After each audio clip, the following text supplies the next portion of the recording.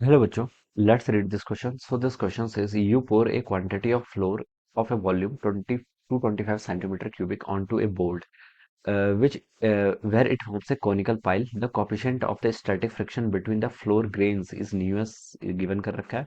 Find the maximum height of the pile. Pile की आपको क्या बतानी है? Maximum height बतानी है. ठीक है.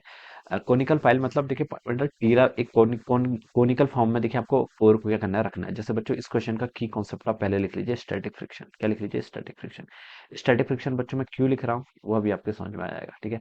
स्टैटिक फ्रिक्शन क्या हो जाएगा इस क्वेश्चन का आपका की कॉन्सेप्ट है. ठीक है.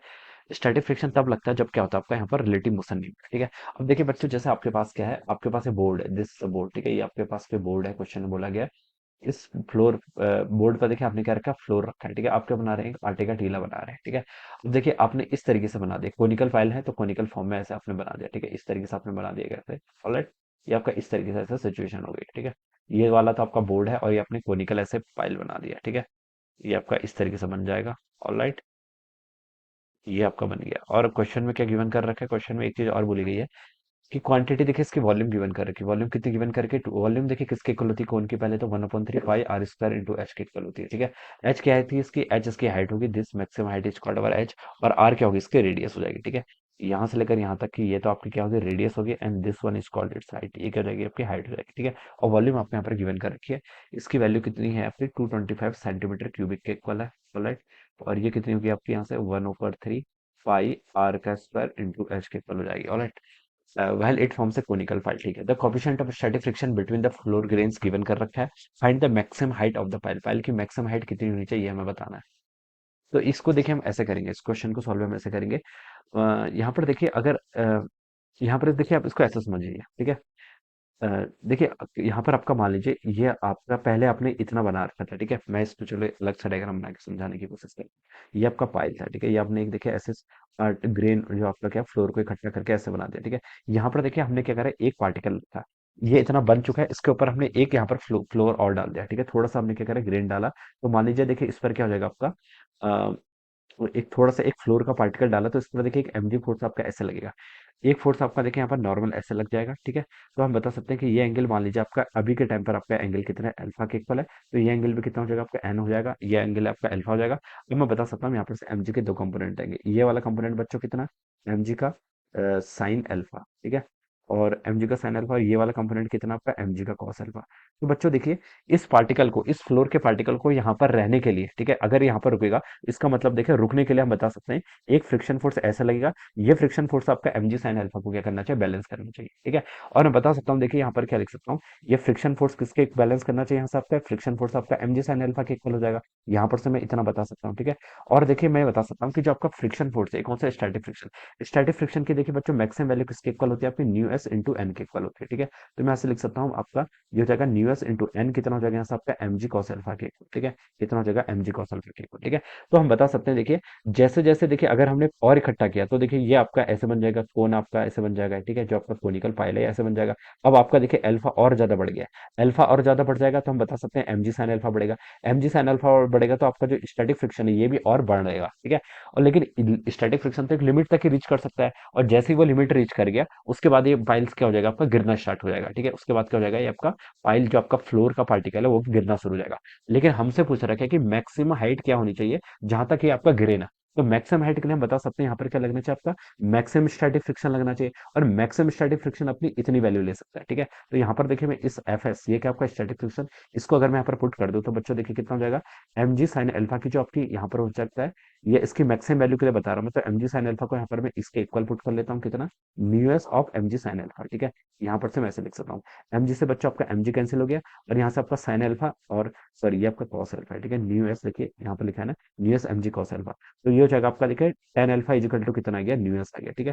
तो ये आपका यहाँ पर से इतना आ जाएगा. और यहाँ से आप ऐसा भी लिख सकते हैं अल्फा की वैल्यू कितनी हो जाएगी? Tan inverse new S. ये आपका एंगल ऑफ रिपोज भी होता है. This is called our angle of repose. ठीक है. ये भी आ सकता है. तो बच्चों हम बता सकते हैं कि मैक्सिमम अल्फा कितना आ सकता है आपका? मैक्सिमम अल्फा आपका टेन इनवर्स न्यू एस के इक्वल आ जाएगा. ठीक है. ये हम यहाँ पर से बता सकते हैं. ठीक है.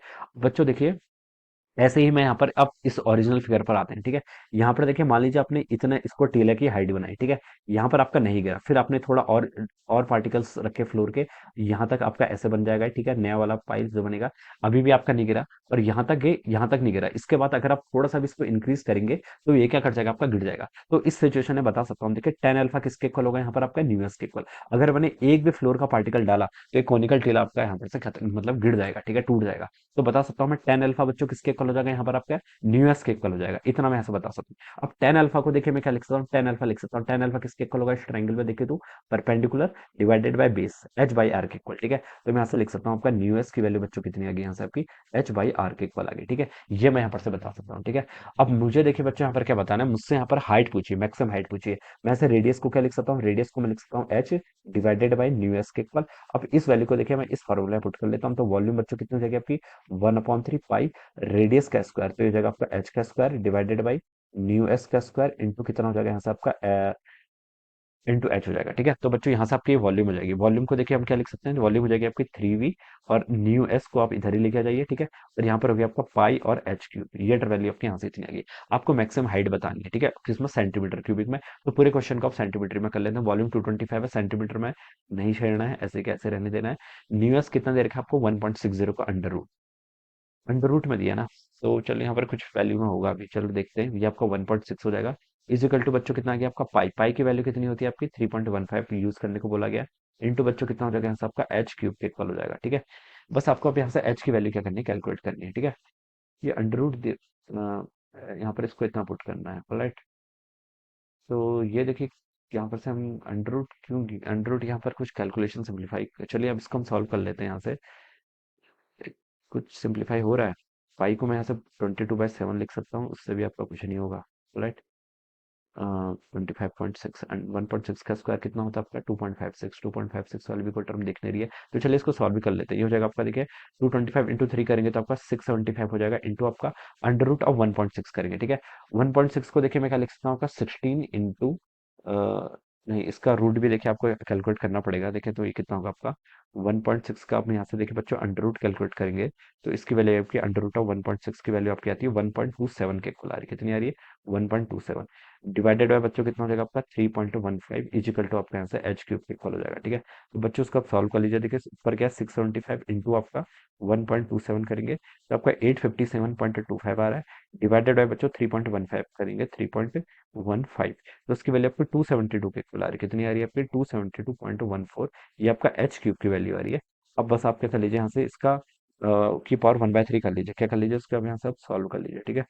तो बच्चों देखिए अगर हम इसको यहाँ पर से सॉल्व करेंगे तो इसकी वैल्यू देखिए कितनी आ जाएगी यहाँ से आपकी, इसकी वैल्यू हम लिख सकते हैं आपकी, ये हो जाएगा आपका 272 आपका करेंगे तो इसकी वैल्यू बच्चों आपकी 6.5 के इक्वल आ रही है, 6.5 के इक्वल आ रही है। कितनी आ रही है, 6.5 के इक्वल आ रही है अप्रोक्सीमेटली। तो इसको हम देखिए 7 सेंटीमीटर लिख सकते हैं, कितना लिख सकते हैं, 7 सेंटीमीटर।